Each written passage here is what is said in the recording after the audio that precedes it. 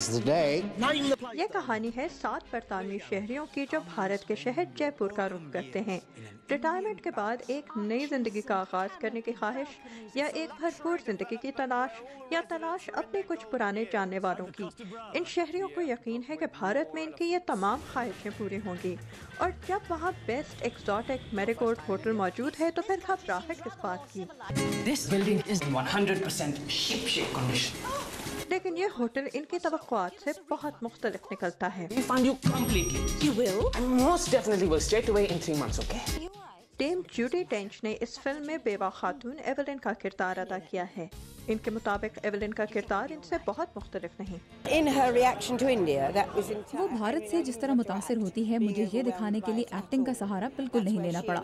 اس معاملے میں مجھ میں اور اس کردار میں کوئی فرق نہیں تھا۔ لیکن پھر ایولن بلاگنگ کرتی ہے جو میں نہیں کر سکتی، مجھے تو صحیح طرح استری بھی نہیں کرنی آتی۔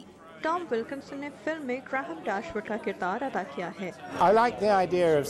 اپنی زندگی کو ایک بند دائرے کی شکل میں دیکھنے اور اس دائرے کو مکمل کرنے کی خواہش کا تصور مجھے پسند آیا۔ میرا کردار اپنے جانے پہچانے بھارت جاتا ہے تاکہ وہ اپنے ایک پرانے دوست کو تلاش کر سکے۔ I have a dream, Mummy ji. لیکن فلم میں یہ کردار ادا کرنے کے باوجود یہ اداکار خود ریٹائرمنٹ کے خواہش مند بالکل نہیں۔ Can I see myself retiring? No, certainly not, no.